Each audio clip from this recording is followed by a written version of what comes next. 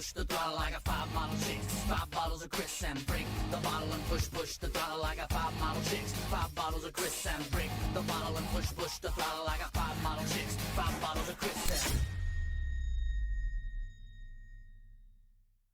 What's up, party people in the house? How's everybody doing today? Welcome to the World Class Fightcast. I'm Randy Rogers.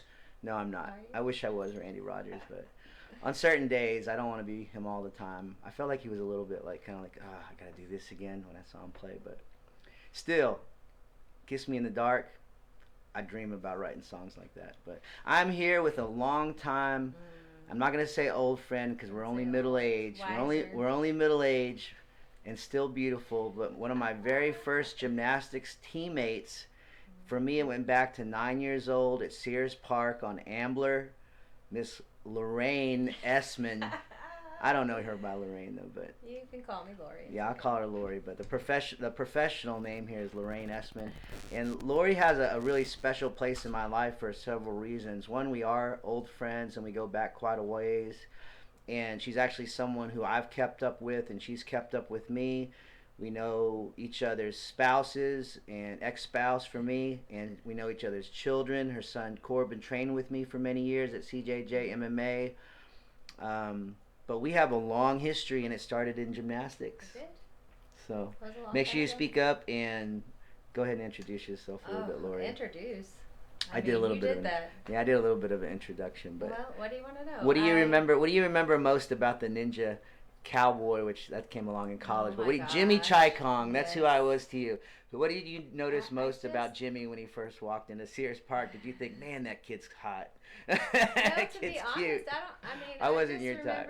I remember more about just high school and about how really? You don't remember all the Sears? Boingy. I mean, no, I do, but I mean, back then I was, okay, so young. I didn't know anything. I remember bits and pieces of those years. I remember toenails on the floor mats. No idea. That was so disgusting. What that is. On the floor mats at Sears. I don't remember that. Okay. What is it? There were toenails on, like people would, when they were stretching, and they would pick their toes. And, oh, so yeah. Young people have a lot of disgusting habits. That's for sure. But no, I remember you being so boingy.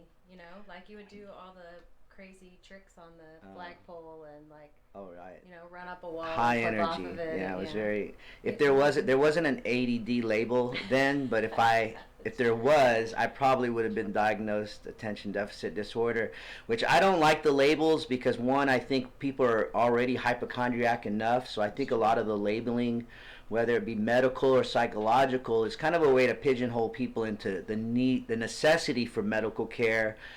Psychological, pharmaceutical, so I honestly don't get into it. I prefer to have seen myself more as someone who's really good at being multidimensional. Instead of looking at it as a deficit, which is how most medical professionals would have you look at it, because now you need their services, you need their pills, you need this or that or the other, which is why this is such a great episode, because the plant-based miracle that you showed me and taught me about, which is why our main reason we're here today to talk, even though there's a lot of other cool things for us to discuss, can really do away with that. And you come bringing up the attention deficit disorder thing, I think is wonderful, because I tend to look at things through a positive lens. I've learned that you can see the world, memes have been around since I was a young kid. They just weren't on the internet or on a computer. They were called posters or pictures.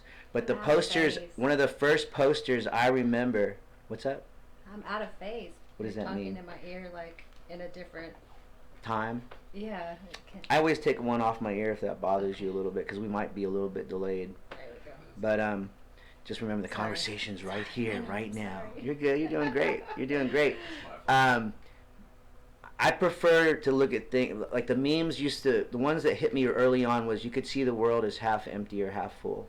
And I always, when I was a younger person and a lot of the stuff that I had to live through and go through as a younger person, things like that meant a lot to me, because these were things that I would say to myself constantly to endure whatever I was going through in life.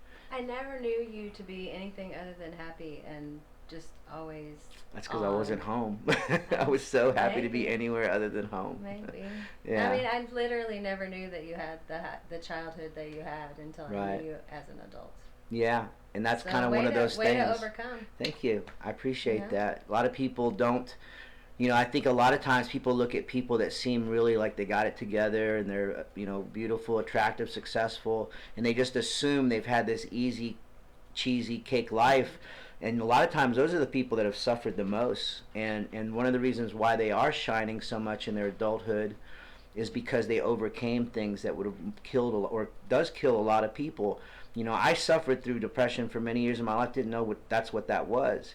I just realized that I would like to die and don't want to keep on living because the things I'm enduring are just, and that's why places like gymnastics and physical fitness and health, because that's really how we got into the plant-based thing. Is gymnastics showed me and put into me the conditioning that if you took care of yourself, It was always you about would physical. feel better, you would Yeah. look better, people would give you more praise, your self-confidence. So I found the lack of worth that I had coming from my home and from my younger life came to me through athletic prowess and being number one, and being my height and size. I was always strong, but if you're 5'4", you're not playing football in such a football dominated, and I did for a long time, and I started in Pop Warner, but when I found gymnastics, it was like, oh, this is what I need to be doing.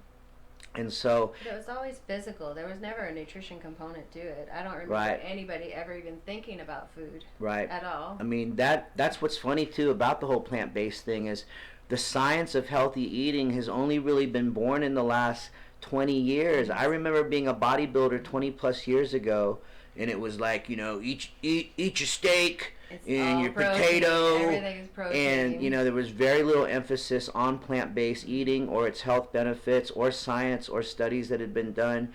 But now, given the 30-year history of food sciences and where we've come, so much has been discovered. Even in the last 5 years, even in the last 10 years, especially the foods available for people who are, trying to eat differently has expanded in huge leaps and bounds. Right.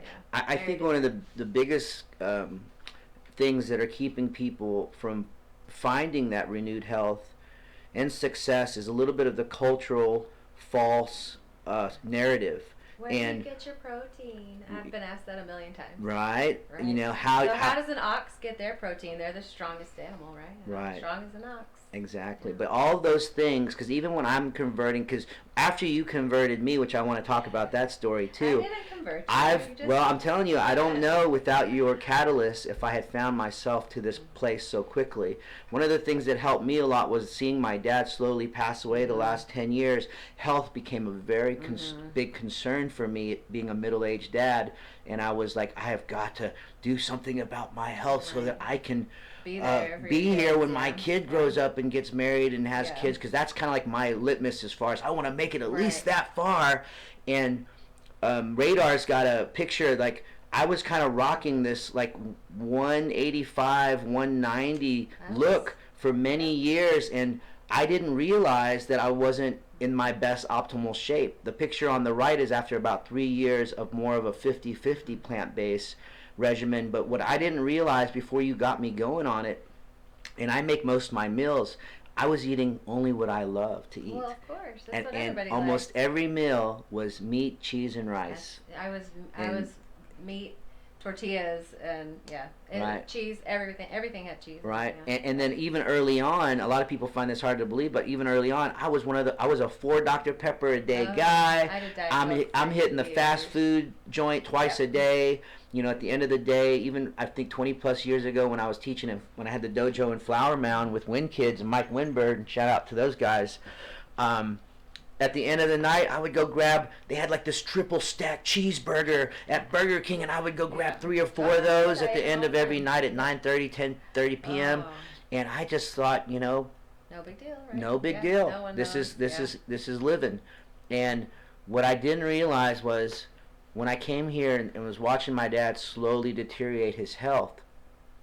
And you gotta remember, my dad was kind of a 225. You remember my dad when we were, I do. and he was about 225, 6 foot. And when I came home, he was 140 pounds. Wow. And he was in a coma, laying in a bed in ICU at Regional.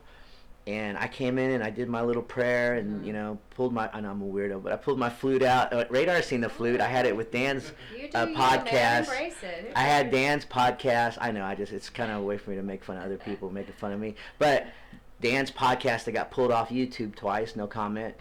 And so no one got to see me play the flute because that was on that podcast. But I did that the next day he wakes up. And so the next, I thought it was going to happen in 10 days. 10 weeks, 10 months max. 10 years later, his health finally had taken such a turn there wasn't any coming back. But as his son, his oldest son here, watching him slowly deteriorate was freaking me out. Like, it was freaking me out because, one, I had my first son when I was 41. And I know a lot of people are looking at me right now thinking, 41? I don't think you're 41 now. I will be 50 in a year. Next month's both our birthdays, but we will both be 50 in a year. And I contribute a lot of my renewed health and rejuvenated health and look to the incorporation of plant-based. And you're more of a 100%. How long have you been? Not 100%. I mean, like 90%. Okay, that's still a lot. I mean, when we're out, there'll be cheese that slips. It's almost impossible to avoid unless you're completely neurotic about it. Right. Which we're not. We're living. Right. You know? Right. So you gotta have You some. You do what you can. Yeah. Yeah. I feel fantastic. I feel better than I did probably when I was 30. But I weighed 200 pounds when I delivered my first baby. Wow. So, I mean, there was some baby weight there, but it wasn't all baby weight. No, I get that too. That's a whole other story. The myth of having to put on a lot of extra weight during pregnancy. That was just the license to Ben and Jerry's. Right. You ain't got to tell me twice. I mean, my poor Do you want some Ben? What? You had me at Ben. That's right. You had me at want. But I really had this huge focus on you've got to get healthy.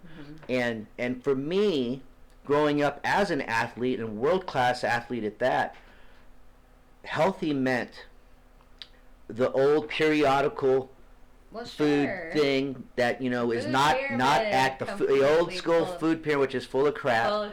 It's not to promote health, it's to promote the products in which we manufacture that they need to sell, because that's what our economy is built on, not health. That's a whole other thing. And this is why I like the podcast long format. We can talk about it, and feel free to jump and interrupt me because I'm very talkative. So what do you want to talk about? Well, I was going to say the difference is what I was taught as healthy was this faulty full pyramid as far as the health science on it, and then that working out and training was always about training. It was always about working out and harder. But what I noticed after a lifetime of fighting and over 30 professional fights and hundreds of combat events, that my body did not want to work out more. That my joints, my knees, my elbow, my shoulder, my elbow was fractured in a fight. That I just posted a picture of my friend Sean Kukos, the dirtbag in Cocoa Beach, who broke my arm.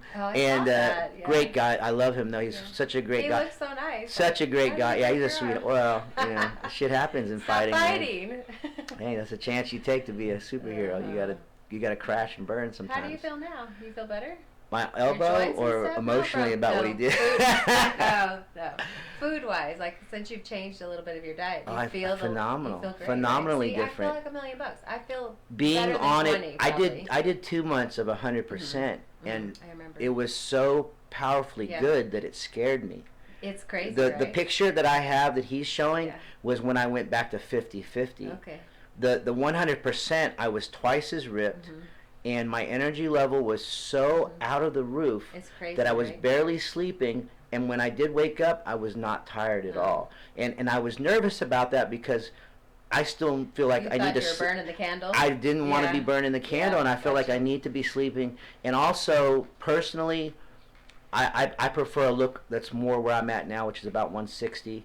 165. The one, I was down at 152 or 3 after the 2 months 100%, and that was only, it was going to continue dropping. It will. And it wasn't that I didn't. People think you're I just crazy, have a preference. Right? Well, either on drugs, you're either on drugs or you're doing something crazy like you're going 100%. It's because of calorie density. 100%. If you learn one thing today, if you need to lose weight, you need to focus on calorie density and not eating late at night before you go to bed. See, I don't agree. I eat late. But you do this, but you work out more than most people. It's not even working out because I don't work out that much. Well, but you do it's still it's some. the A lot of intermittent. people don't work out at all. Here's my point on that, and I don't disagree with the first thing you said, but I do have some new ideas. Both of us have a science background, so we have my own personal study is mostly focused on myself. Let's talk about the first thing first, and then we'll address the second thing. Talk about the food density. Calorie density. Yeah, talk about calorie density first. Okay, so just anecdotally, there was a zoo that put some people in an enclosure, and they had to feed them to where they're not going to lose weight, right? Because they're zoo animals. Like, it was just a little social experiment or whatever. So the people's only complaint, and they fed them like monkeys, so it was like a turnabout. So right? they threw the food at them. Well, no, but and the people would throw their feces back at them. They only had what monkeys would eat. So it was all fresh fruits and vegetables. Okay, all right. The only complaint that the humans had being in the zoo was that they literally had to stay up at night to keep eating because they couldn't get the number of calories in the day to keep them from losing weight. Interesting. So there's like, you can eat 100 calories of oil is like, a teaspoon, not even. Let me get a live going while we're doing and this. And if you eat 100 calories of carrots, it's like 4 cups or something. It would take you forever to eat that amount of carrot, And you just physically, like, you would be chewing and chewing and chewing and chewing, and you just don't. I mean, it's not the same. So it's what you eat, and the fat you eat is the fat you wear. I mean, and that's just the easiest way to remember it. Right. If you eat food full of grease, it's on your ass, and it's staying there. And wow, one of the things I told Malia a few years ago, even before I'd upped my education like tenfold, was "You are what you eat." It is, because exactly. it's an old saying, but it's a saying that's true. Well, that's so even true. older. Yeah. But the one that really caught on with the cultural lexicon was "You are what you eat," and that never made sense to me either. But what's funny is a lot of world-class athletes like George St. Pierre, who were eating. He was such an elite athlete. He was literally eating McDonald's all the time. And then as he got older, one of the things to keep him on that high level was they fixed his diet. Yeah, his nutrition. He does amazing things. Yeah. But I'm here today with Lori Esman, the plant-based lady. She's the one that turned me on. He called me grass-fed. That made me laugh. Who called you grass-fed? Oh, Radar called you grass-fed. That's funny. I'm like, that's a beef. Yeah, I didn't really think about that. So Plant-based just came out of I know we we're going to talk about plant-based. I'm totally gonna. And then there's always a plant lady. Fantastic. But plant-based lady kind of describes it in one little. Yeah. But you guys tune in. This is going on live right now. A lot of you watching the Super Bowl, I get it. But this will be on our YouTube channels in a little bit, and then Radar assures me we're going to be on Hotspot and all those other formats here. Yay. But we're gonna first shoot this second season. We're doing about one a month right now, but we have amazing guests from Brooke Psycho Cooper, World Muay Thai champion, to city board member Joey Devora, my music manager who managed me, and Jose Feliciano who wrote Feliz Navidad. We were on episode 2 with his COVID testing company, but that got pulled twice. Don't ask me why. I'm sure many of you get it and know why. And we just have this amazing podcast going on, so make sure you check out the World Class Fightcast. I totally forgot to message the group and let them know we were about to go live, which I got that idea from Radar. But I'm super stoked to be here with longtime friend Lori Esman and talking plant-based eating. So make sure you tune into this episode. Not freaky vegan shit. Not freaky vegan shit. We're not that. Man, what a great idea for a storefront. Not freaky vegan shit. Well, I like there's a that. difference because plant-based is just about eating plants. And vegans are all about the animal rights. Which I'm not knocking them. I mean, they can love their animals. We love our animals too. Yeah, I get that but too. And it's not like I'm not throwing away my leather shoes. Okay? Right, I got you. That would be more. To me, and I tell people who I meet over the years, because I definitely believe in ethical, sustainable living. Yeah. At the same time, we are living the natural cycle of life is that we are born, we are given back to the earth. The animals eat the earth, we eat the animals, and the cycle continues. There's nothing unethical. There's nothing unethical about that in my book, in my opinion. Anyway, you guys tune into this podcast with Loraine. Well, that's the thing, the ethical farming, and to me is the question. Like, are these animals being ethically farmed, or are they being unethical? Because when we watch these gross, unethically farming things, I don't take part in that now. I mean, we're lucky. Everything in Texas, I buy, all of ours is grass fed. everything I buy is grass fed. Yeah. It's farm raised. Texas, so it's all here. You and can, other places. but all this stuff is at stores. This is one of the complaints I hear from people so often is, oh, that it's more expensive. It's it's more expensive to eat that way. But I'm like, not anymore. Not anymore. It's $1 a pound. It's for not beans. any. Well, Come that's on now. And that's uncooked. Yeah. Well, we're Add preaching. water and you're Well, like see, that's why I want to £5. talk about it. It's crazy. Because we need to dispel many of those myths for the people who are going to tune in and be like, oh, that's not for me. Or it is not even my response to you when you first told me, hey Jimmy, there's this really cool plant-based documentary going to be at the, and I'm like I'm like I ain't got no time for that. You gotta watch and then I'm making all, that's what the Game Changer was. And then I'm making all this food that I'm so proud of, that I think's amazing and tastes delicious and looks delicious, and you're coming on and being like where's the plants at? Where's the green at? And I'm just like, oh, you know what? I'm like, F you, Lori Esman. You did. You were like, I was Debbie mad. Downer. You called me Debbie Downer. I took it personal. But my point is, if I can be changed, anyone can be changed. And it doesn't mean that I've given up taste or even given up meat. But I went from a guy who was only eating plants when you brought them on my plate. Like if Mom brought me some green beans with the pork, I would eat them. Grandmas know. But they always tell you to eat your especially vegetables. My mom, because Thailand, this is one of the reasons why I didn't have a huge issue with it, because most Thai people are eating primarily plant-based food, but they're still, they're still eating, they eat things people don't eat here either, like bugs, but which are actually incredibly healthy for you. Full of protein. They're eating meat, they're eating snakes, they're eating lizards, they're eating ox, they're eating chicken, they're eating pigs, they're eating everything. But the average Thai person, if you look at them, are incredibly healthy and lean. They eat a ton of veg. Because they eat a ton of veg. So for me, and one of the reasons why I did not want to go 100 plant-based after the 2-month 100% trial test for myself was, one, that's not the look that I want, but I just also didn't want the 30-pound increase that I had from my eating what it's probably the average. It's around 30 to 40 pounds once you start. I mean, and I pick up a chicken feed stack because we still have chickens. Right. I don't eat the eggs; we give them away.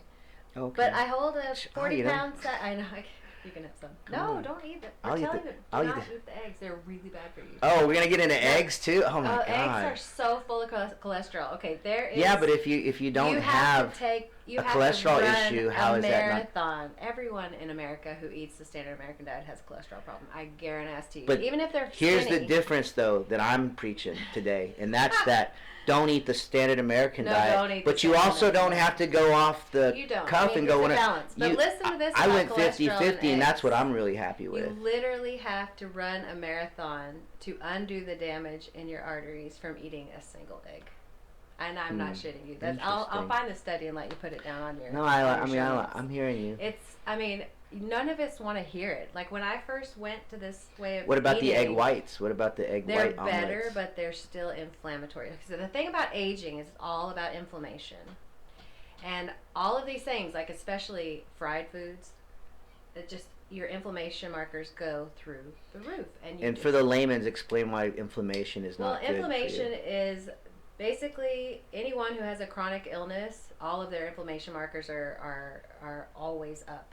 And it's that state of being that your body starts to struggle, and then the more and more inflamed you are. Okay, so if you eat a meat or a cheese or a high-fat meal or whatever, your inflammation markers go bam, and just as they start to go down from your bacon and eggs at breakfast, you eat lunch, and then boom, they go up again, and then they just start to creep down a little bit, and you eat dinner, bam, back up again. Right. Then you eat ice cream before you go to bed, and then, bam, they're up again.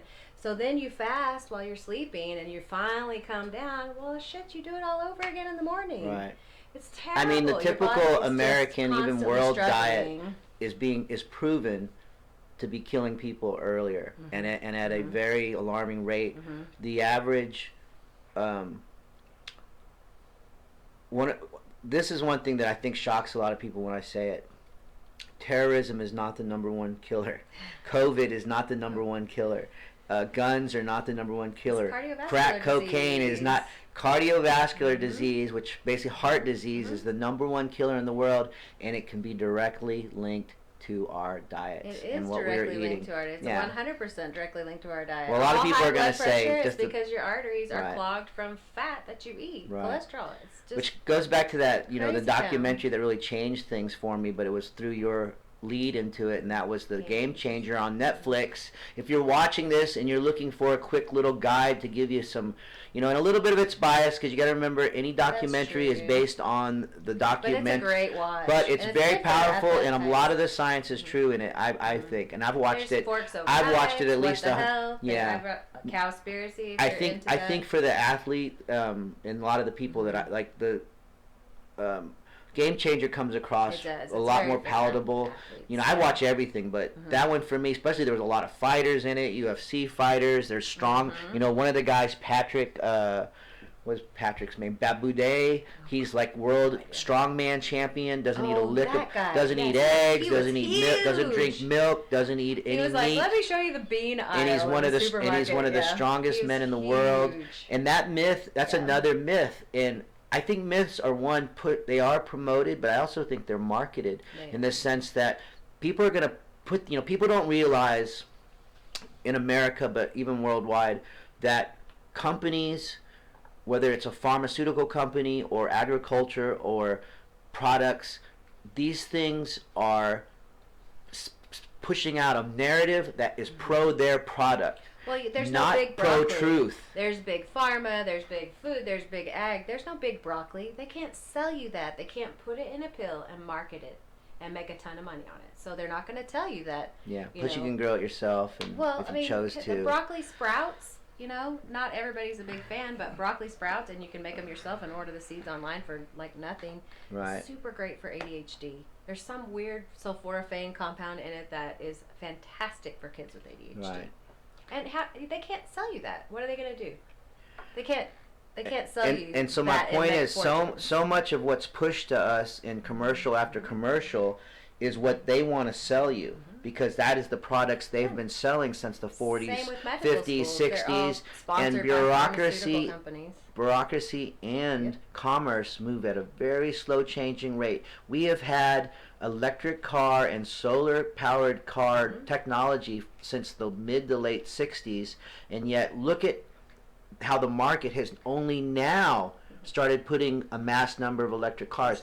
We're talking about 30 to 40 years that it took to implement this great idea that was better for the environment, better for people, better for the world. Yet commerce, big business, said, nope, you're not going to get rid of our oil guzzling vehicles that quickly. And so people have to wise up, because that's why when I'm talking politics with people and they want to believe one side's more right than the other, I'm saying, dude, two wings on the same bird selling products. They're still flying. That's what they're doing. Good cop, bad cop, to sell their pharmacy drugs, to sell their machines. And if you will educate yourself, you will realize there is not a good side and a bad side. There is company versus people. Okay. There's big business against the people's health and the world's health. Favorite thing, and I always quote you this website, but I'm going to tell your listeners here, nutritionfacts.org. If you don't remember anything from this podcast, remember nutritionfacts.org. This guy, his grandmother was saved from Dean Ornish's white rice and like fruit diet or whatever back in the day. Wow, and so sugar. That's all I heard was sugar and sugar. It is, but she went from not being able to get out of her wheelchair and walk for 2 minutes to like walking 10 miles, and they had her, her angina was the inflammation and angina from her angina. It was from her clogged arteries. She had congestive heart. I loved her angina. Anyway, they fixed her, and she lived for I don't know how many more years, but it inspired this guy. So he has this website, and it's all science-based. And they follow the money. This is the best part of it.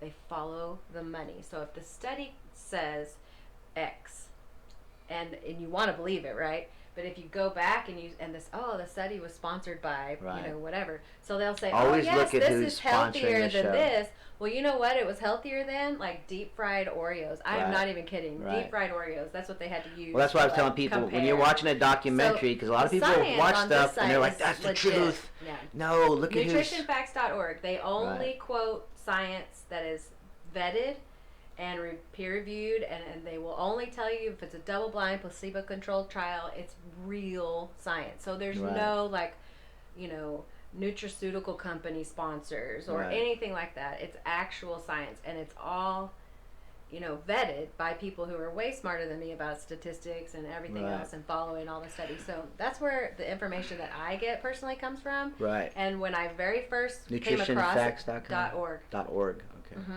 I watched the urine review. My husband was really, really hurting. He always had stomach troubles, but he was on a rafting trip with the dudes, right? And so he had eaten nothing but barbecue and beer for like a week. And he calls me. He's like, I can't eat anymore. I'm gonna have to seriously like fast. You got to find something to fix me because I'm gonna have to go to the hospital when I get home. So I started looking and I found that website, and I watched this urine review thing, and I got angrier and angrier and angrier as the video went on, because it was talking about the whole medical system and about how it's just completely jacked up, and how you know, they have no motivation to fix you because they don't have any money in it. They can't tell you to eat healthy, and their version of eating healthy is like chicken or whatever. Well, that's something that I want to bring up that a lot of people don't understand. He got home from that trip. He got home from that trip, and I was like, I don't know how to tell you this. Like, I think you should go vegan. This is the only way that's going to fix your belly.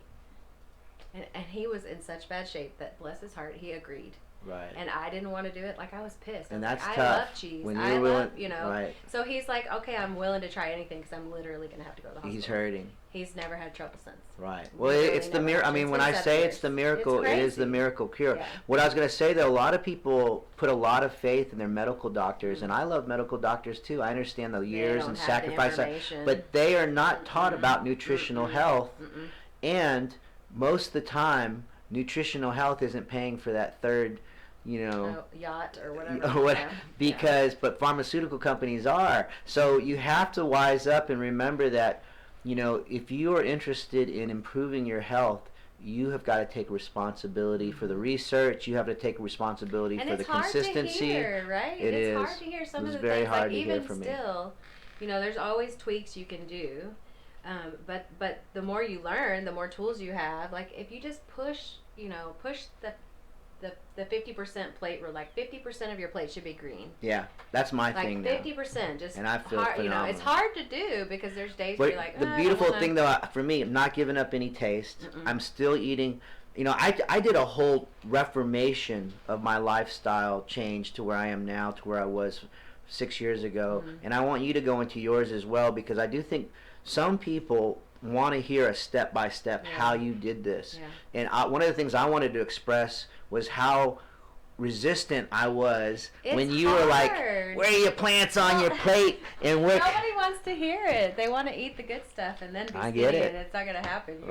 Or you gotta work yourself to death in the gym. Yes. And that's what I did. That was my MO for years, was I'll eat whatever I want, but now I'm going to go work myself to death. And then I wonder why, you know, my back goes out and I can't walk for 6 months. Or, you know, I have, at my age now, how that's not an option to stay fit. Like, look at me. I'm fit.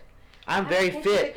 I'm fit, but you know what? I've worked out one time in the last 2 months. Yeah, see, this is not training fit. I walk my dog. This is kitchen. This is kitchen fit. All 80% of it. And I didn't know that kitchen fit was more powerful than training fit. And there's so many trainers. When you call it like 80-20, 80% in the kitchen. 60-40 for me. I'd be 60-40. Well, maybe because look, like I said, I've worked out. 75%. Seriously. Okay, yeah, I mean it's powerful. Because if you eat healthy, you're not going to be. I mean, it's just. Well, there's another industry that helps to spread a lot of the false information, because the fitness industry feeds off of people's poor dietary habits and lack of. So they kind of work hand in hand. And one of the things I find interesting, being a trainer for so long, is that a lot of young trainers out of college who are textbook educated about what you should eat or how you should work out, don't have the personal experience of massive weight gain. Two, they haven't hit because 26 yet, because they so they don't even understand, and that's why they're in there telling this person, hey, do 100 reps of that. Do 4. They don't get that people that are coming back. Like me, one of the reasons why I'm in this shape, because after my divorce and my massive weight gain from the depression, that I did not want to work out. I did not want to eat right. All I wanted to do was watch television, mope, sleep, and eat. And so I gained. So I was almost, for a 5'4" guy, I'm 200 pounds. I'm feeling worse in every single way, and that's when I developed this exercise program called the 40s.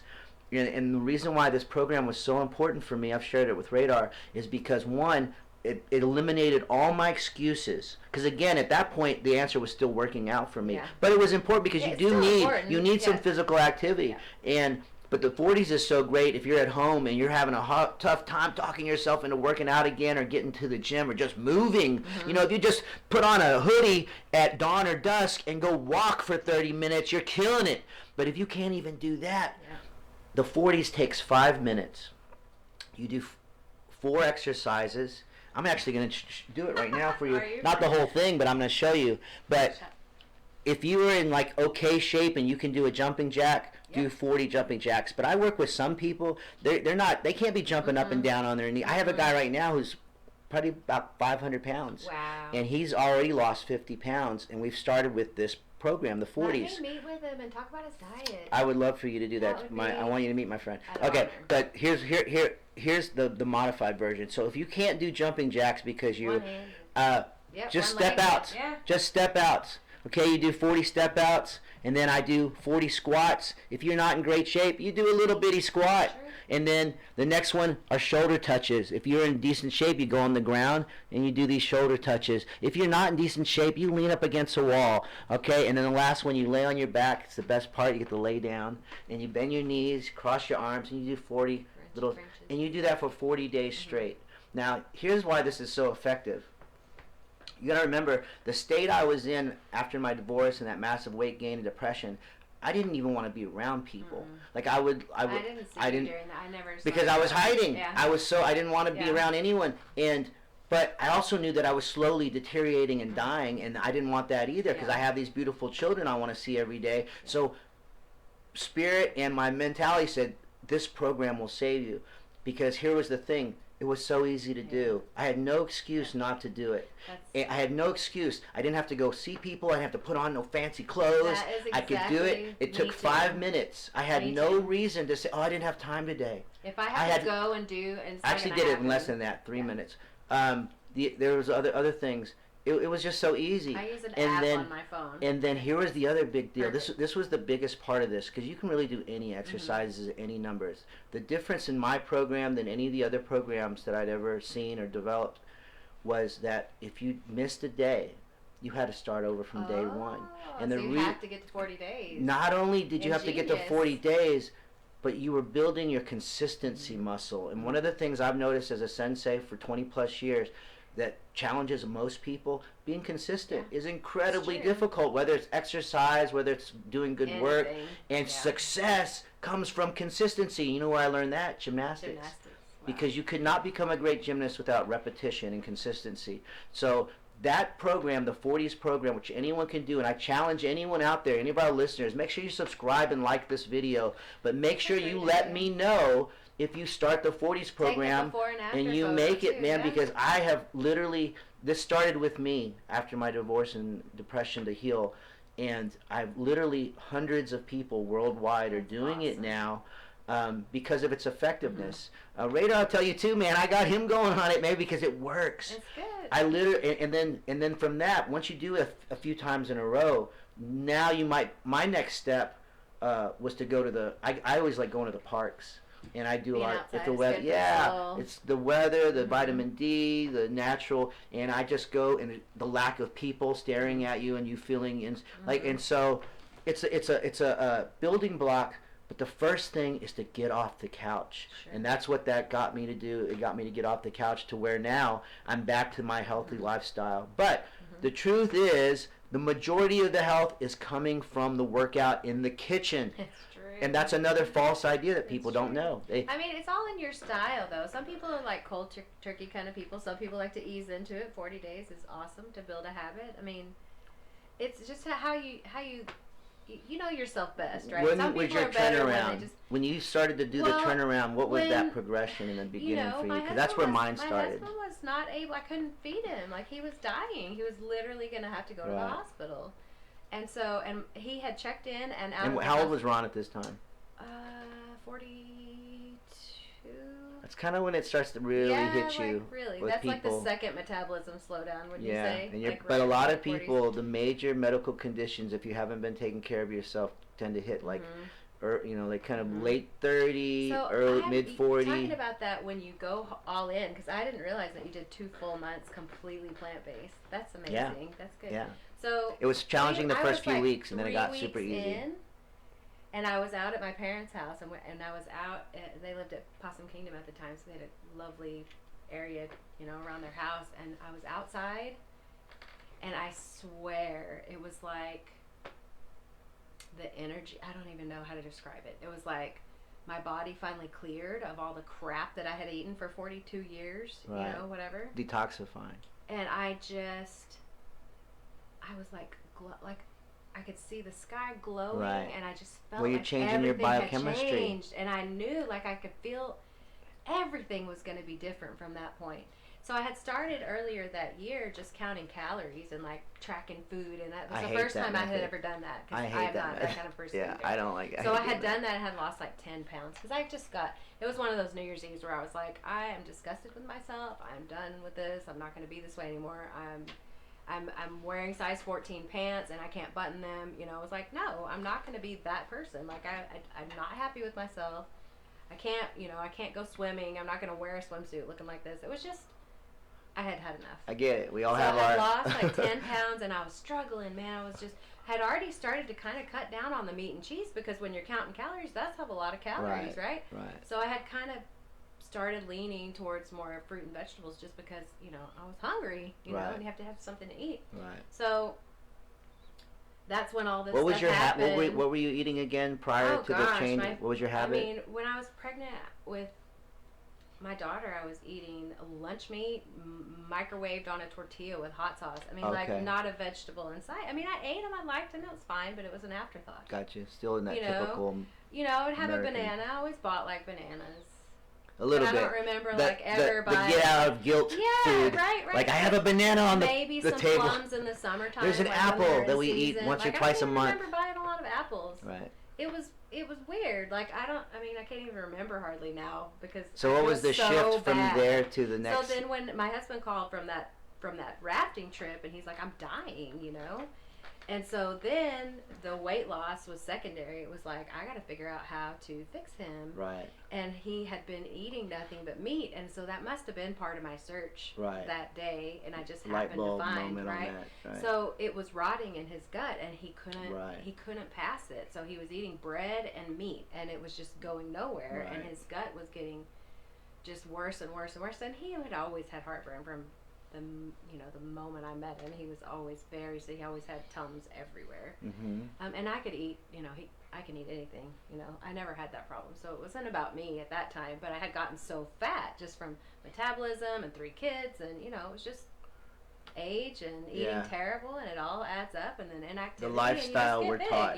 Yeah. Every person that's, 40 years old that doesn't exercise and just kill themselves in the gym looks like me. I was fluffy and like I said, size 14, could barely button them, Right. And so it just I like that fluffy word. That's very PC. I like it. I was fluffy. Anyway, it was just one of those things where I didn't know how to be vegan. I didn't know how to. Right, and you learn. You get on this. I had to completely relearn how to cook everything. But again, I was a stay-at-home mom at that time, so I cooked for everyone in my house, and it was like we sat down for the family meeting, and we were like, we're gonna try this, and I knew I was just waiting for the backlash, because my oldest daughter ate nothing but we didn't buy Lunchables, but that's the equivalent dietary of what she ate. Gotcha. Right, so she just ate lunch meat, cheese, and crackers, and mayonnaise. I mean, just the worst possible things. I mean, I guess she would eat fruits and vegetables, but that's an interesting question. I just remember her eating so bad. What do you recognize about the kids' health change since you? Well, when we had this family meeting, my oldest, we used to always have to force him to eat his chicken or whatever that was on his plate, and so I'm waiting for the backlash, and I'm like, all right, kids, we're gonna try this. No one's eating meat anymore in this house, and my son's like, yay! I was like, okay, Corbin? I wasn't expecting that. Oh, wow. He always hated it. It was he weird. was It was always just one of those things. He was always quite advanced. I mean, he's a little weirdo. I mean, we love him. But in the best possible. Yeah, I mean, the when best I way. say, I mean he's like hyper intelligent, so it makes sense that he would vibe with that. But I was really happy about that. I mean, the next one was, I want to say she was like 7 years old, probably in first grade-ish when this all happened. And so I had to figure out what to feed her. Like, seriously, how do you go from Lunchables, like the worst possible? By the way, lunch meat is a class 1 carcinogen. Wow. On the World Health Organization has literally listed lunch meat and processed meats like hot dogs and all that stuff. I don't eat It but literally, I do let my kids still eat a lot of that stuff. To the but point where, see, you can't do my that. my reasoning you gotta is, push them forward. well, here's my reasoning. One, I'm a little bit lazy, and so the effort, because I'm a single dad, so just getting shoes on and all that, it drives me crazy. Let me finish. How much more effort is a banana or an apple? No, we eat that. We get that in there. Okay. But the thing is, I'm not as strict with them as I am with myself, and the reason is, I don't feel like they're not at an age where they're at a medical disability. But they will be.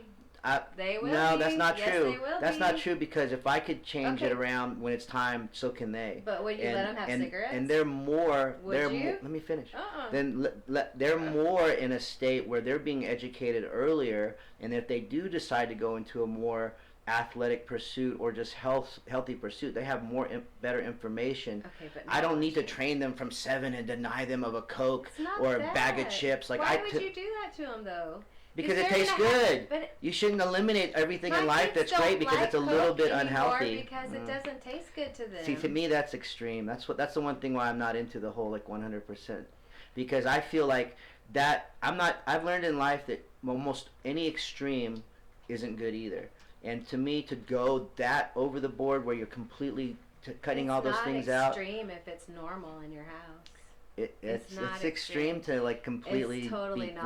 100%. In my opinion, Kids eat other foods when they're out. It's no big deal. But you're setting what's good in the house. Like, Right. if you literally know that lunch meat causes cancer, now you're going to buy it for them? well, you didn't know that before today. no, That's something to think about. I knew that. Something to think about. I knew that, but I mean, it's hard, right? It's hard to hear. I knew that, but here's the thing. Almost everything causes cancer on certain levels. Okay, but The exposure to it doesn't mean you're going to get cancer. that's true. It goes back to a lot of the immunity health. inflammation stuff, too. It that goes we were back to the talking about. immunity health. It goes back to your general fitness. And there's a lot of factors It that is. go into health. And when you tell people things like, well, that hot dog's 1% chance carcinogen, now you're making everybody, oh my God, I just had a chili dog. I got a tumor in my titty. But That's not knows really hot dogs that's are not made of really gross accurate. things, You know what I so mean? That one's kind of not to go to like 3 picnics a year and never have a hot dog at one. It's weird to we me. make ours out of carrots. I know, and you but would be still, surprised they're you ain't delicious. nobody's dying from eating 3 hot dogs at 3 picnics you went to last year. That to me is an extreme. The pig is. That's a.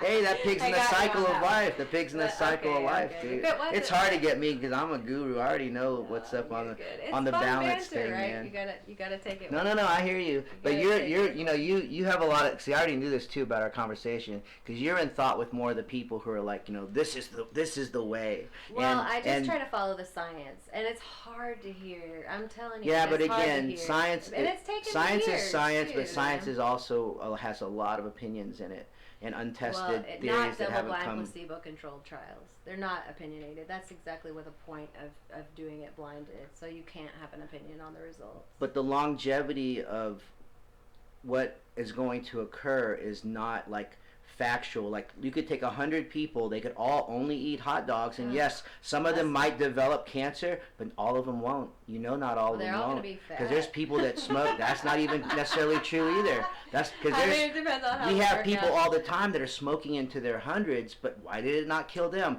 That's because the science is not always 100% everybody is factual. different. Exactly. Everybody is Exactly, different. and that's my true. point. There is no absolutes when it comes to science or anything else. Mm-hmm. But real quick, I want to talk a little bit about how I went from extremely out of shape and depressed to where I feel today, which is, to me, I'm in better shape now, I think, than I was in my 30s. Oh, I know I am. And one of the reasons I know is, I am. once after I did the 40s program and got my ass off the couch and woke up a little bit to the state I was in, I then started to do a little bit of work in the kitchen and research. One of the things that led me to was something called intermittent fasting. Now, everyone has their own idea of intermittent fasting, but intermittent fasting for me and my process with it is as such. One of the things that I noticed about myself was that once I started eating, I wanted to eat the rest of the day. Is so true. One of the things I noticed over the years was if I missed breakfast, it was never that big a deal to me. So then I thought, you know what? I'll just skip breakfast and I'll have breakfast at lunch, which at that time was normal noon type deal, and it was effective. I was like, oh look, you've dropped 5 pounds. I'm like, you know what? I bet you could go to 2 o'clock. Yeah. And we're talking about a 3-year period from that to where I am today. Really? And so for about a year and a half, 2 years, 2 p.m. was my start time, because for me, pushing off the first meal was easier than controlling what I was eating once I started eating. Because you get hungrier after you eat. Yes.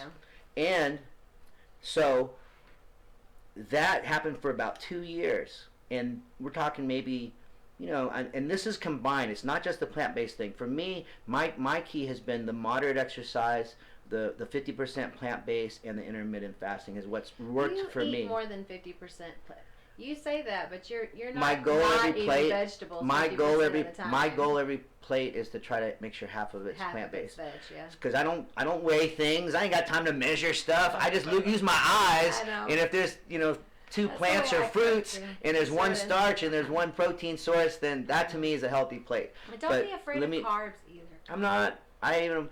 But my difference is I used to, and this is portion control is a huge part of this as well, which I haven't even got into, but I'll go ahead and say it so I don't forget. My typical plate and my go-to carb has always been rice, because look, me Chinese, so I would, no, I'm Thai, but actually the Ancestry Dna thing says I am Chinese a little bit, but I think I didn't, we're all just walking around, and people said, I'm stopping in Africa, I'm stopping in Ireland, I'm stopping, we're just people who walked a certain distance, and that's the tan you got.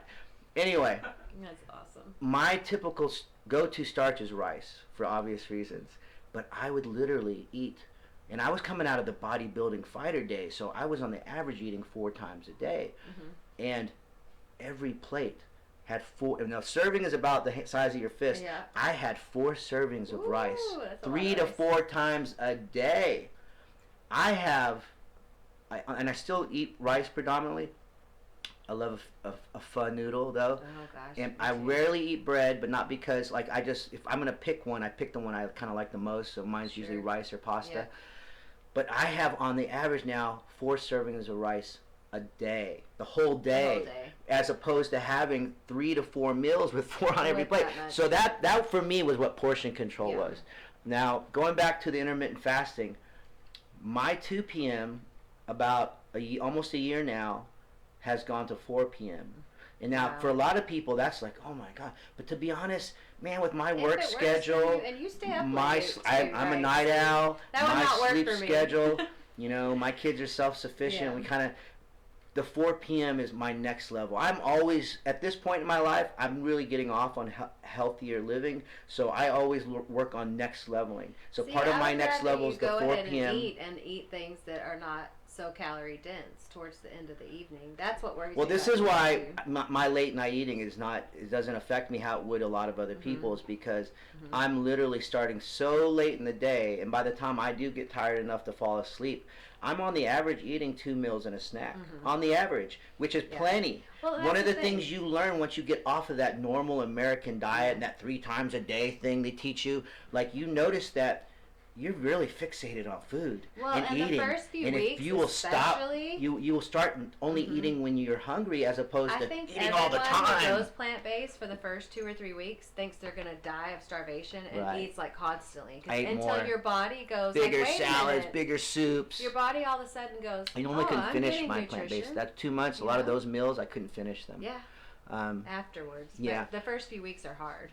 Oh yeah, absolutely. A lot of it though is mental. I noticed that when I was challenging myself in the beginning to have one meatless day, I would go into conniption. I'd be like, what? One day with no meat? I'd start and I started to realize, man, this is no different than crack or Coke. You'll live. or the green or with you literally the psychological dependence on meat and addiction is part of the thing. And once you realize, you know what, I could eat black bean burritos today. Oh my gosh, they're so I good. could, and you're like, and I don't even notice it's a plant-based day. And so that turned into going from freaking out for a day to literally, I did 2 months, and I did the 2 months easy. It started off a little bit challenging, but once I got past, I think the first 3 weeks, the last of it was easy. Do you eat tofu? Do you ever eat tofu? I do, but I don't make it. I tend to eat it like if it's in soup or pho or it's brought to me. But there's, you know, one of the things that's one of the best things about this whole thing is that I was never a cook. I never was into chefing and making food. And now, one of my great pleasures in life and great meditations together a stir fry. is I cooking. see your plates all the time. They always look good. Chilling and grilling with Sensei is one of my great joys because not only is the food delicious that I make, it's healthy and it's fun. I've been experimenting this year a lot Everybody likes food. I've been experimenting a lot this year with cauliflower and cauliflower pizza crust and cheesy bread and are really good. Right, and I'm about to make the chicken fried steak cauliflower. You know what's really good as a chicken fried steak? I'm really excited in the air about fryer that. Is oyster mushrooms. Oh okay. my god, yeah, they're so good. And I've always been a fan. Like I've never been against it because, like I said, I grew up in a half Thai, half American home, and my mother already had the habit of eating a lot. But even now, which is funny, because my mother, honestly, she was always a little bit smaller than me, but because I have picked up this new regimen of this 50-50 plant-based, I'm actually even surpassing, even though she's in her 70s, but this shows you that how powerful that is, because that was another thing I got to watch with my parents was, here was my dad on this typical American diet with the sodas and the cigarettes and the bad food, and his, you know, he loved pastries, cakes, donuts. Who doesn't love a pastry? I don't really eat them that much. You don't eat them, but they taste. I might have a donut a year. Those are hard. I have a hard time saying no to them. I just think about all the sugar, but you know, because sugar's acid. People don't realize sugar is basically corrosive acid, and it's not eating. Just sugar. There's no nutrients, and it's full of fat. And it's keeping you from burning your own. It's like lighter fluid in your body. You're not getting to the wood. Most people want to burn the wood, and they're like, I don't get why. You know, well, you're taking this all these sugar supplements. You're drinking these sodas. You're taking the what's that stuff? I can't stand that stuff they take pre-workout, and you're like, ridiculous. Why would you be taking these things? Yeah, why would you be? Well, the creatine's all right, even though I'm not a proponent of it. I'm a very natural. I want it to be natural. I believe, like I said, you go back, you are what you eat. I want to be natural, like the earth. I don't want to be synthetic. Just don't bring it into your house, and you won't eat it. It's pretty simple. I don't. I mean, that's what I'm saying. I mean, I feed I let the kids. Don't bring it in your house. My kids love the French fries. I let them eat the French fries. It's you know, terrible for them. Why are the French fries terrible for them? Because they're fried. Oh, come on.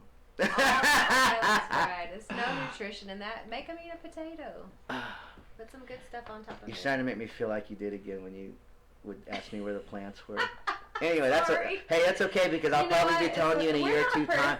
I'll be probably telling you in a year or two time of how the kids are now on the the earlier and I'll be excited the about better that. it is for their bodies. I get it. There's arterial streaks in babies that are born to parents who eat a lot, or to mothers who eat a lot of cholesterol in utero.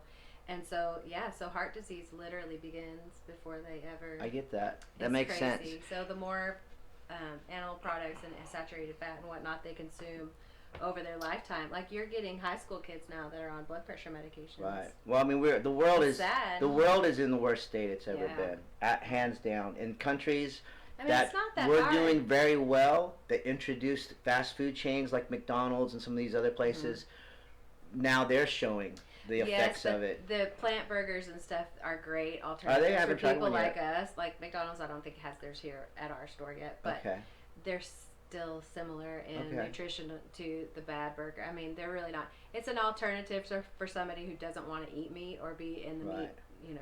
Now, from my research too, but I want to hear your opinion. Healthy. They're delicious. Out of all the meats you feel like you're gonna have to eat one, which one do you think's the least corrosive to the body? So there's lots of actually cold water fatty fishes that would be in a profile that would be healthy for you if they weren't grown in a polluted ocean. So the problem is the inflammation markers go up because the ocean is so polluted that the fish is not good for you anymore. But we still eat it sometimes. I mean, if we actually eat meat, that's what we're eating, sushi usually. All right. Yeah, but you have to pick a species? You have a... Well, I mean, my personal favorite, I would be ordering spicy tuna roll, but that's just me. Gotcha. I eat most of my sushi in South Florida because after going from sushi that's brought from the ocean There's no to comparison. sushi that you know is being shipped in, No. I No don't. I just can't bring myself to do it here. But and so that intermittent fasting time went from noon to 2 to now 4 p.m. Do you really? 4 p.m. Wow. 4 on the average. Well, 4 what time p.m. do you go to bed? Oh man, on the average 4 a.m. Wow. On the average, but I'm a night owl. That's my schedule. You know, I've been in at pee at 4 a.m. and then I go back to bed. Right. There's no way. But you know, we're all different. You know, that's one thing. You know, it's one of the things I think that's one of the problems and challenges in the world is that people, whether it's companies or ideologies, even the veganism or the meat or Atkins or whatever these people. That guy died of a heart attack. I don't doubt it. I always tell my friends who get all excited about these meat-based diets, they always because they're losing weight, and I say, but tell me where your cholesterol is and everything when you go get your first doctor check, and they're like, oh my God, Jimmy, it jumped. I'm like, because you're pumping your body full of gravy. What did you think it was going to do to your pipes? Exactly. What did you think? So true. So anyway. Yeah, don't do keto. So I went 50-50 plant-based. Which means, and I didn't, like I said, part of life to me is enjoying it. I do not want to live this life where I'm, not eating things that I enjoy and love. At the same time, I don't need to overeat them. At the same time, I don't need to neglect other great fruits and vegetables that I enjoy. You give me a mango over a chicken sandwich right now, I'm going to pick the mango because with a little tahini and... I love the Atolfo mangoes, the little bitty yellow ones. Oh, those are so good. Foodgasm right now. Anyway, but... You know, here's the thing though. You have to educate yourself based on what you love. Mm-hmm. I did not know how to cook all these things before I got into this research. Lean in. Phil, if you have breakfast and it's normally cereal, put a freaking banana in it. It's not that hard. I know cereal. You know, I mean, just say it just normally. I haven't drinking milk in years. If you eat oatmeal, don't drink milk. Oatmeal, switch. Okay, and here's another one we need to talk about. So, and this is I just learned. Quick oats are worse for you than regular oats, and thick cut oats are better for you than all of the more intact the whole grain is. So like steel cut oats or oat groats are better for you than. And what is the benefit of eating oats in general? I don't eat oats. That's cholesterol wise. Like it's very. Oh, it helps with the cholesterol. Yeah. Okay. But also the fiber is excellent. Like most Americans don't get enough fiber, but it's down to glycemic load and glycemic index, which is just how fast the sugar spikes in your bloodstream. So if you're eating quick oats, they've been pulverized so they cook faster, which is great, but they're not as good for. I mean, and if that's all your kid will eat or have time for, that's better than nothing. But if you can get them to eat steel cut oats or one of the more intact, a steel cut oat is an oat that's just been split into like two pieces, so it's really intact. So when you digest it, all of that makes it down into your gut and it feeds your good bugs in your gut. Right, gut health. And so gut health is huge. Yeah, I almost have kimchi on every plate. People who watch my food, they notice that I do it, and I'm actually about to start. And the reason is I go all the way to Koreatown in Dallas to buy my kimchi on the regular, and I can't keep up with it. So I actually started researching this last week, and I'm going to start on my first batch pretty soon. Which fermenting stuff is easy. Have you? So I'm excited because I love it. I love the taste, the health benefits, the gut health. I love it. I've noticed that if you want to make a kimchi taco, that it tastes very similar to a meat taco because of the rigidity, that bite, because that's one thing people don't understand. It's all about texture and sauce. Texture, and people think they love the meat. It's not the meat. It's the taste and the texture. So if you can get the same taste and texture and your heart health is 50% to 180% better, why wouldn't you do it? All kinds of things. Mushrooms, bulgur wheat. I've made taco meat out of lentils. Go through the process of turning a mushroom to taco meat. Well, I mean, it depends. There's a gazillion different recipes, and you just kind of find what you like. But I mean, I just cook with what I have, and I make it meaty by adding, soy sauce, or if I'm using beans or lentils or whatever, just tomato-based yeah, sauce taco too. seasonings of any kind. I mean, it's just whatever you like. It's kind more of about just kind of figuring out, like, describe like how you walnut would actually make tacos it. are That sounds amazing. okay. Oh my gosh. Will you tell me though how I want to actually hear how you were putting that like together? What? Like just a regular like a Mexican, walnut mushroom taco. I do not recipe. I sounds throw delicious. stuff together until it tastes good. So I would just take I'm my the food same way. processor and I know what I like. walnuts in, I just combine the things and I I like. would add, all the cumin and all the spices that you would normally put in and just kind of get it to where it's crumbly. What are you using to break it up? The food processor. Okay, so you're putting it through a food Blast it processor. up and make it kind of chunky. And if you don't have one of those, a blender works well. Or you can use a knife. I mean, it's not that big of a deal. It just takes longer. Well, I'm being specific because a lot of people, even including myself, Google was not is your that friend. Oh, YouTube, where I go, my go-to. I don't even keep recipes anymore. I'm learning everything. One recipe, and it's called. I'm smarter now from YouTube than I ever was at university. Vegetarian chili for meat lovers. Okay. That's the only recipe I keep because it is a fantastic chili recipe. Go into that a little bit. Well, it's the texture. I mean, it has I fooled a whole crew of old men with this chili. They had no idea there was no meat in it. They loved it, and then What was in it? It's just a chili. I mean, it's just a chili recipe. It's got I think I used textured vegetable protein that time, which I was or something to that effect, because those are more meaty and you can fake people with it because it looks just like ground beef and it tastes and acts just like ground beef. But some people don't like to use those kind of processed foods if they want to be purists, but I'm all about what's easy, what's cheap. I'm trying to give an antithesis for people, because I don't want people to think, if I don't do that, I can't just do anything. Because one of the things I've noticed though with clients over the years is people don't stop training or trying because they don't still have the desire to get healthy. They feel defeated. Yeah. They feel like that's too hard for me. I can't do it. That's what I'm saying. And that's where trainers lose a lot of people, and why we lose a lot of these New Year's people that have the desire and will to improve their health. But when some young trainer out of college is telling them, well, I need you to do this and I need you to, and they walk away from that first meeting like, I cannot do this. I'm not doing this. I'm giving up. I think that's what happens when you get wiser. Something is better than nothing. If you're not going to do a full, balls out workout, walk the dog or something. I mean, just do something. Play with your your kids. plate. Spend an if hour you're going to playing eat with the something kids. unhealthy, even avocado improves the nutritional profile of a bacon cheeseburger. Do something healthy, and do it for yourself. Like eat berries every day if you can. There's an app called Dr. Greger's Daily Dozen. And it's a list of things that you should aim for in your diet every day.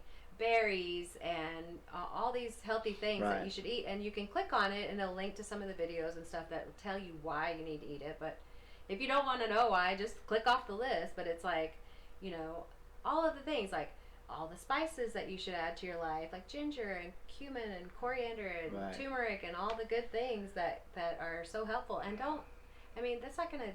It's not even changing what you eat. It's just adding more healthy things in. It's like pushing the bad stuff out with the good stuff. Like if you love certain fruit and vegetables, keep them on hand all the time so you can add them to the food that you're eating normally. It's just like just pushing the bad stuff out of the way. Yeah, Baby whatever steps. works for I you. told my friend the other day, I said, don't do the 2 starches, because he made potatoes and he made something else, and I was like, don't do the 2 starches, man. Do the 1 starch and then add another veg. And he was like, good call. Because a lot of people don't realize that they have a potato on their plate with macaroni and then there's a side of it's fine if you're skinny. It's fine if you're not trying to lose weight and you don't need trouble. But most people just don't get enough fiber. They don't get enough green.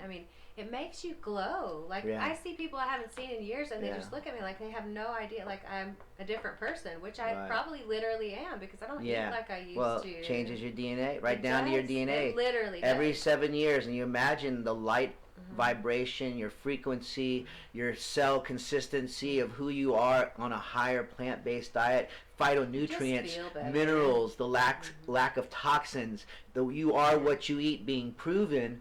I literally have women chasing me around at the bars I play, asking me, how old are you? How old are you? Because they can't tell. They're so, and I just tickled to death by it. I'm just like, Awesome. I'm not going to tell you because this is too much fun for me. Yeah. But it is this plant-based miracle. It really is. You turned me on to the Game Changer It's like that's cheating. still on Netflix. Mm-hmm. Yes, it feels like cheating. It's so good. But the thing that changed me, the scene that changed me, is when the 3 college baseball players were all having burritos. Yep. And there was a beef burrito, a chicken burrito, and a avocado veggie burrito. Yeah, a bean burrito. And bean burrito, that's right, not avocado, it was a black bean burrito. And they all did a fat soluble to take their blood the next day. You can see it. And in the beef, very cloudy, Dude, you can like see snot, it in like the test snot. tube. It was And so then gross. the chicken, Same cloudy, thing. like Yep. snot. The plant-based black bean burrito, which almost anybody I know loves, Yeah, everybody loves, clear. Beautiful. You could see through it. It was clear. Yep. And then what I try to explain to people who don't understand anything about health and fitness was, your body is like a home. And your arteries and veins, these are the pipes in your home. And I've met many guys so that on the outside, their home looks amazing. But on the inside, their pipes are deteriorating, corroded, and blocked. And they are about to have a heart attack. And or a stroke. when you I've had 2 friends recently. Yep. And one of the things that they can do that's simple and cost effective and keeps you out of the doctor's table and out of the pharmacy line is just eat more plants. It's not hard. Just eat some more plants. It's not hard. I mean, even if you don't like them, there's something There's always you can something. like. Come there's on. something you can like, right? Now here's a question I have for you, because I know I'm trying to hit this in the middle for people, because I know some people are going to be like, I can't do that, but I can do this. But you can still add more fruits and vegetables. Of course. Even if you only like a certain thing, just eat it as more. Right. Eat it Dude, more apple a often. day keeps the doctor away. It's true. It's so true. I almost feel like I eat a power pellet anytime I have an gosh. apple. The what it does for me They're inside so and out. delicious. So, and I like to cut it up a little bit with some sea salt. Me too. It makes it even Have better. you ever eaten it? Try it with Little that. cashew the butter if you Tony want. Cashew. Olive oil. No. You don't like the EVO? No. Oh, I love EVO. Try it with Tony Treasury. What's your issue with the Vacation. EVO? No, it's oil. It's refined. Eat the olive, not the oil.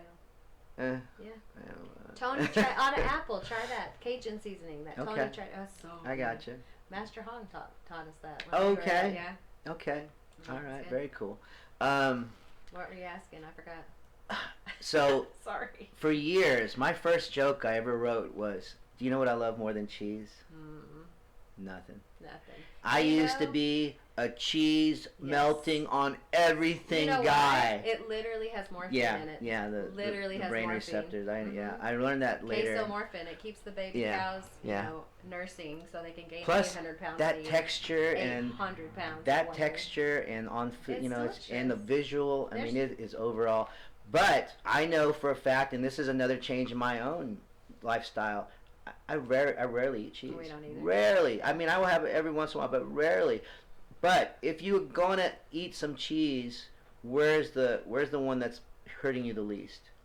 Goat cheese. I hear so like goat good things cheese about or goat sheep's milk. Yep. Sheep's milk absolutely. cheese. Yep. Okay. Yep. Feta and Feta stuff is like a that. big favorite of mine. Mhm. Just do it sparingly. I mean, it's very flavorful. You don't have to use a lot. Right. And actually, one of the doctors that I know, Walter Lago, he recommends that as, especially women, as they get into their very postmenopausal years in their 70s and stuff, and they start to have bone density problems, he recommends sheep milk. That's Okay. like literally one of the only cheeses that anyone would ever recommend. Okay. I like that because It's liquid meat. Otherwise, it's literally liquid meat. It's so full of saturated fat. It's terrible for you, Right. but delicious. I mean, I'll give you that. It's good. What are It is. people That was putting the on their hardest. cauliflower pizzas most of the time? So when we order pizza out, we order it with no cheese and extra sauce, and then we just get them to pile on everything. Oh, just extra sauce. Mhm. You don't do the Extra cheese. sauce. Oh, yeah, Gotcha. extra sauce, extra You know what? sauce, lots of I've olives, noticed I mean- there's a few places that are actually making cauliflower pizza, and I also noticed because we both follow the business page that there's actually a new restaurant opening soon too. Do you know anything about that? I'm pretty excited about Yes. that. I've just seen what you've seen on Facebook, Okay. but I'm very excited to eat there. I'm just glad that there's we going to be usually some just healthy go options. to like the buffets and have Right. the teppanyaki or whatever, where and we just make sure they know no oil, Right. and we order our stuff that way. And You always sneak a few things off of the buffet. We're human. I mean, we're living. We're not going to Right. but our main dish is a fat-free giant pile of vegetables. So I understand. That's how for we roll. when you do it for years and years and years, because I literally went from 19 to about 38 with high-level competition, and one of the things I noticed over the years was that if I didn't take these breaks and actually eat crappy for a year or two, that I tend to I didn't do as well of staying on a consistent, healthy diet. If I went to Paris, I just do it now altogether. If I went to France or Italy or someplace like that, which I'm going to do before I die, bucket list thing. Right. You bet your ass I'm eating cheese. I mean, I'm not going to not eat cheese. Très bien, fromage. You don't go to the best cheese places in the world and not eat it. I mean, I'm sorry. Right. You got to live. There is balance, right? You have to find your Well, you got to remember, you can't let your fear of a certain bad lifestyle completely block off the pleasure of occasional treats. The problem with most people is every day is a treat. It's my birthday. Yeah, and that's where a lot of people are, because impulse control, discipline. Yeah. But what I find that works for me is I don't lack. I'm never hungry. I'm never like, oh, I sure wish I could have it. If I want to eat a hamburger, I'm going to eat a hamburger. One of my other next level things for me is that I fast 23 hours on Sundays. I saw and I've been doing it for almost 6 months. So and I love it. 5 days every 6 months. Today is going to be my first day that it's going to be until I wake up tomorrow. Until my next meal tomorrow. And the reason is I'm always next leveling and leveling up. And I've noticed too, part of my reason is for spiritual, not just health. I've noticed that when I have a day where I'm mostly not eating at all, one of the first things I have to do to get to it and get through it, and I've done 3 days in a row, but it was very challenging. But to even do the 1 day consistent for months and months and months was challenging at first. It's not challenging at all anymore. But one of the things that I noticed in this discovery was that how often I was thinking about food and eating. And then once a few months went by, I quit thinking about food and eating because my mind said, oh, he's not going to eat, so why? And so what I did start thinking about was the podcasts, music projects, your mind clears. Passion goals. And all of a sudden I realized, I was like, oh, wow, you don't have to eat every day. You're not going to die if you don't eat every day of the week. And you're going to free up your spirit and your being and your mental capacity for other important things. Do you remember the first day that you fell asleep having eaten nothing? I remember laying in bed just being like, see, I can do it. It's not that bad. I'm not even hungry. Like, it's fine. You're not going to die. Yeah, well, I don't do anything. I'm normally, my routine, and this is another thing that a lot of my fighters have done over the years, I start the day off with a bottle or two of water because I like to rehydrate my organs, gets me functioning well. A lot of people who are having heart attacks, they're having them early in the morning before they wake up around Monday. The combination, I think, here that we're seeing is they don't want to go to fucking work on Monday. Overindulging all weekend. And two, extreme dehydration. That's true. And so the heart's... We call it wake-up water at our house. Yeah. You gotta have your wake-up water. And then I do drink coffee. I didn't drink coffee my entire life until I moved back to Abilene 10 years ago. Me either. But I only have 1 cup a day, and it's usually early in the morning. But that was, for the most part, that's my routine now. So we do the fasting mimicking diet, and it's a reset for your immune system and to clear out all the... It turns you do actually eat after the first day, but it's a 5-day kind of a cleanse, I would say. Right. But you only eat very little protein, and there's a book, the doctor is Walter Longo, I think I mentioned him before, but we just do it for, you can do it for weight loss and whatnot, and it's very good for people who have chronic conditions and autoimmune problems and stuff. It reboots your entire system, and the beauty of it, it's like a vegan keto. It puts you into ketosis, and it makes you feel terrible, like keto flu. I got that the first time, and then I realized that since I was DIYing it and not buying the little kit that it comes with, that you have to drink this glycerin water to keep your brain fueled. So you don't pass out on the floor the next day. Like tablespoon of coconut oil? No, it's like a glycerin drink that you use to keep yourself from Ronnie does it and it doesn't bother him, but for me, I go into like cold sweats and want to die the second morning. It's crazy. But it puts your body into autophagy, so it clears out all the old and dying cells and reboots you. And after the 5 days is up, oh my gosh, your brain is just on a different level. You're singing, man. You're here. Right. It's crazy. That's why I added the coconut oil, because I read the the study that it was going to do that. So saturated fat is not that great for you, but I will show you the Glycerin Drink if you're fasting more than 24 how's hours. the glycerin different than it just tastes like sugar oil? water, honestly, but it's not very sweet. But it fuels your brain. Like, I'm not sure of all the science behind it, but I'll put you on to the research and you can check it out. But it just reboots your immune system, and it's so good for exactly what you're using it once a week, but you're using it for kind of a mental clarity and stuff. We use it at our house, at least, for my husband and I. Well, there's a lot of benefits. To just reboot our immune system. Emptying the gut, allowing the gut time. That's one of the things I think has been a huge part of my lack of lethargicness and the inflammation is that as I began to intermittent fast and then include the Sunday fast, that my stomach had never been more empty its whole life. Well, and when you your start stomach, to feel real hunger, when right? your garbage can is not full of garbage every day, you feel better. You do. And I always try to put these things in terms that people can understand. When your swimming pool isn't full of gravy, it's so much easier to swim through it. That's true. So they call vegans super poopers for a reason. Okay. I mean, we eat so much fiber. Let me tell you, if you are having clogged problems, you need to eat more vegetables. Like seriously, it's ridiculous. Like, I don't even know what that is. Like, I've never. It's crazy town. Like, I feel sorry for people that have gravy in their boats. You know, telling you. One of the complaints I hear a lot from parents and people that I try to get turned on to a more plant-based diet is that, you know, the affordability and there's nowhere to go. And I discovered something many years ago, which is now they're one of our sponsors for the show and a lot of the things we do at Jimmy Ninja Entertainment, and that's CC's Pizza right here in Abilene, Texas. And what people don't realize, there's this amazing, delicious, I'm not going to say unhealthy, but, you know, pizza and brownies. I don't eat that. I eat the salad bar, and I love it. And the price is low, and there's stuff there for the kids. Any of those types of places. But I mean, literally, the price is like less than $5 at CC. Right? How do you pass up on that? Your own cheeseless pizza, and you can put anything you want to on it, and you get to take the whole thing. So my family literally orders each our own pizza with everything we want on it, and then we get thin crust. But do they have cauliflower crust? They may be, but I know I've seen it in town. They do have it at Gaddy's. They do, I've seen a few places in town, and this year when I made my own too, it was really awesome because I just didn't know what it was going to come out as. Again, it was it's wonderful. all about the texture and the sauce, right? And It's taste. pizza. You don't texture and taste. It's so good. Like, we just loaded up with olives and onions and tomatoes, and it's delicious. So, you know, overall, I feel like the things that I really want to convey in this podcast is, one, this is a real game changer. It is a miraculous game changer. I am at a weight and a physical fitness level right now, a year away from 50, that I never thought I would reattain.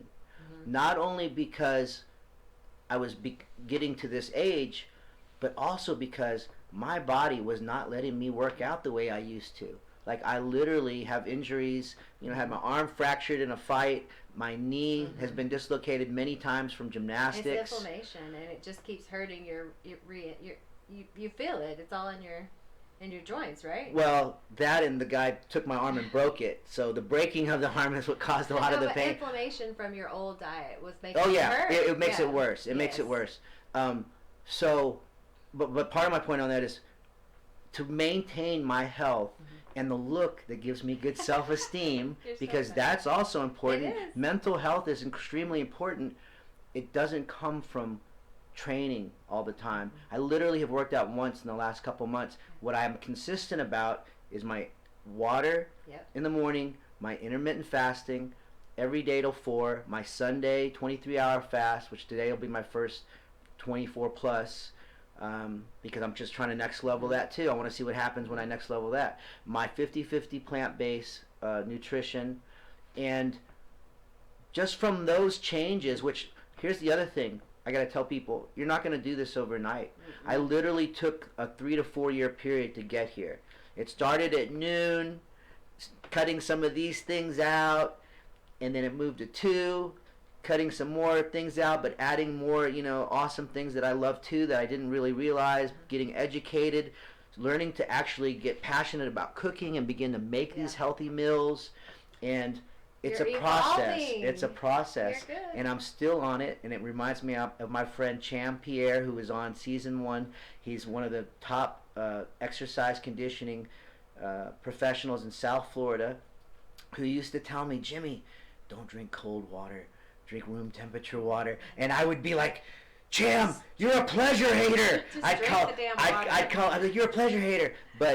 And this was 15, 20 years ago, and every day for the last 10 years, I drink room temperature water, because even though I might fight, a little lemon's great, but even though I fight what might be good or healthy, there's a part of me that also says, give it a shot, because if you don't like it, you don't have to do it, and if it works for you, you're just going to keep improving your health. And one of my long-term goals right now, I want to be one of those guys that, he's in his 80s, 90s, and you're just like, man, when you see him, you're just like, oh my God, dude, you still have their vitality. Yeah, because life, I love life.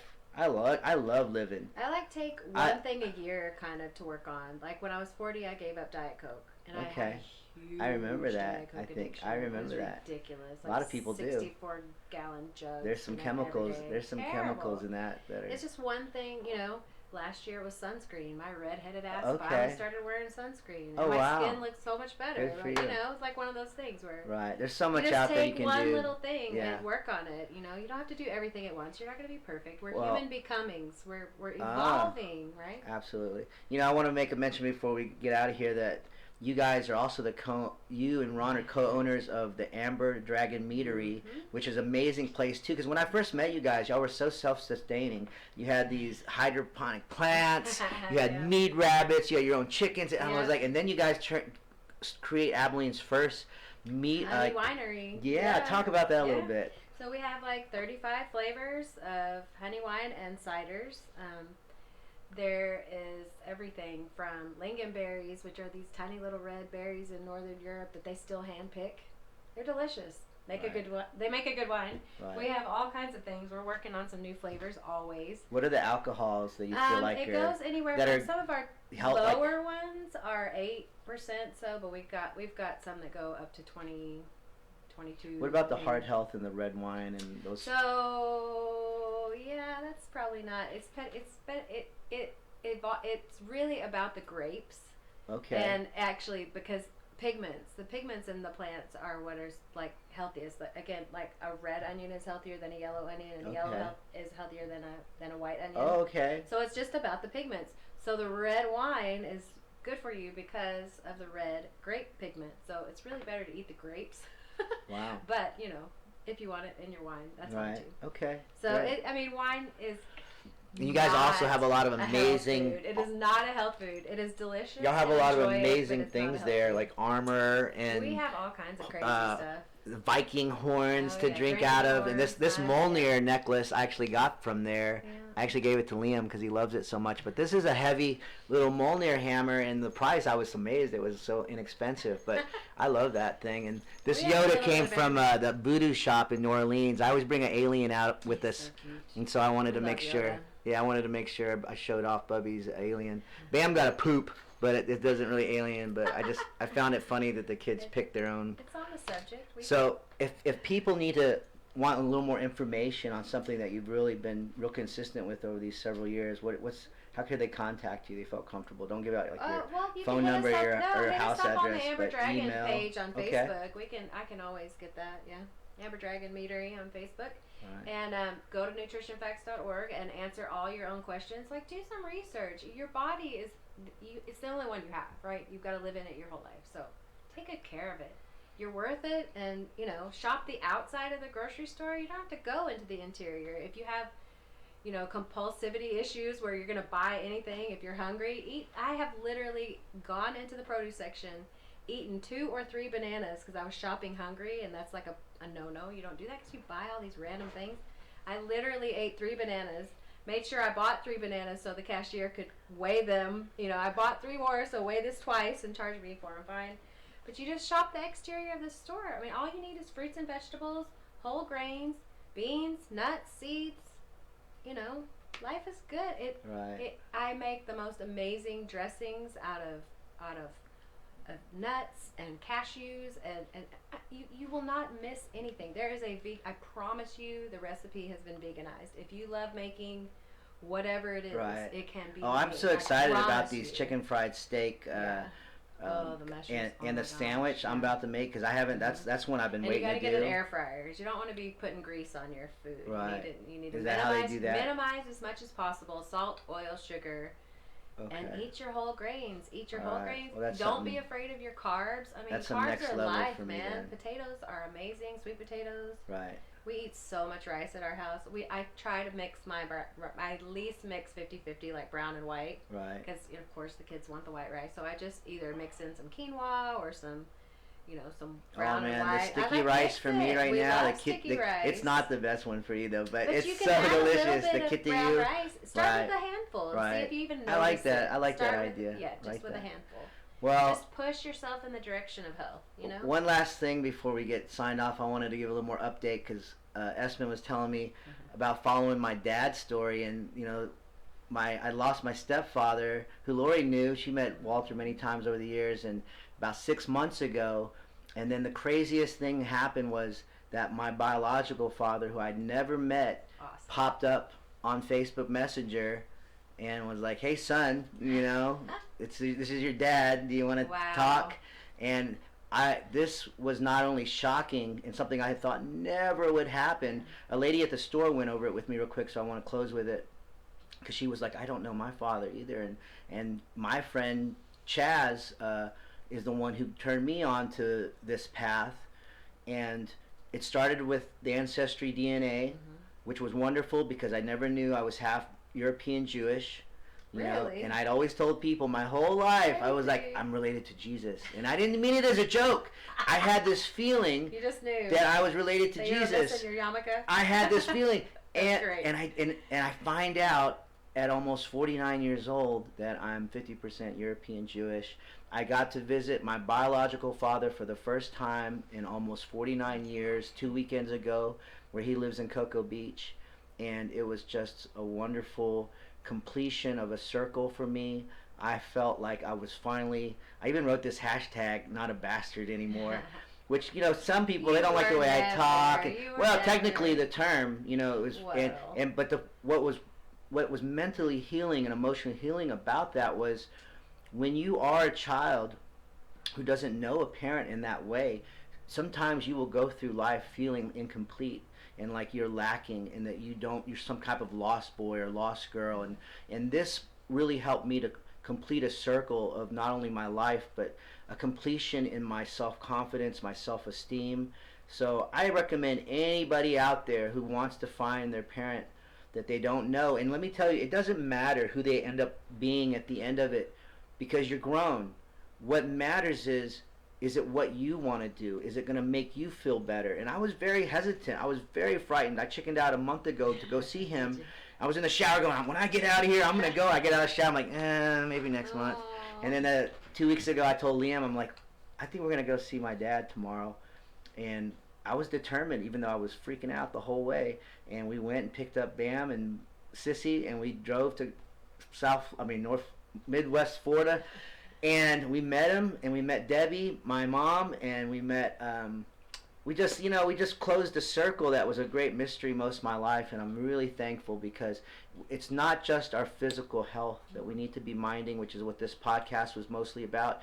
We're also needing to complete our mental and emotional health, and for me, that's kind of where that area fell into, and that was doing something that, one, I was extremely afraid to do this and follow up, but from the History DNA, they put you in touch with people that are third and fourth cousins, and then sometimes these people, my third cousin or something, Mark Sigler, said, "Hey, I think you're so-and-so's son." And so eventually, 3 years later, I actually meet my biological father, and he's turned out to be a decent guy, thank God.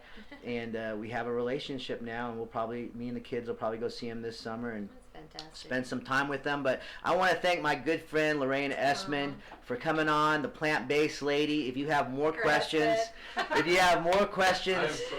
to the Amber Dragon Meadery That's right. Facebook we're page. not vegans. We make honey wine. Yeah, go to the Amber Dragon Meadery. Right? Man, I love honey. I don't It's delicious. and like I said, being a martial artist, for me, it's about balance. I'm cool with the 50-50 thing. But let me tell you something. If you ain't even 10%, put something green on your plate. That should be like your call sign. Put some green on your plate.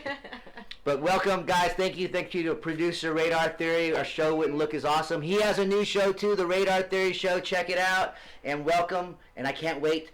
We have an amazing guest coming up next show. Awesome. We have Ray Hollett, my college crush, who played Zap from American Gladiators. And I can't tell you how tickled I am to get to talk to one of my lifetime crushes. I've not had, maybe 2 or 3 total. I think Angelina Jolie, Ray Hollett. You shoot that, really, you aim high, you know? How else are you supposed to do it? But I get to talk to Zap next month probably. You should ask her about her diet. She is very healthy. She looks great. She's in phenomenal. So I am actually interested in anyone who is keeping it up into their 50s and 60s. I'm always so inquisitive because people don't realize, even if you're out there looking for a trainer, I know the young, fit, super ripped might seem like the go-to guy, but let me tell you the secret. Find the older, in shape person. Man or woman, doesn't matter, because that person knows some secrets that the younger person doesn't know. And I'm not dissing on the young person, because they know great stuff too, but there's always stuff that older trainer, that older sensei, that older coach, that older artisan knows, because they've been doing it longer. They have more issues because their metabolism is not what that 25-year-old, that 55-year-old trainer.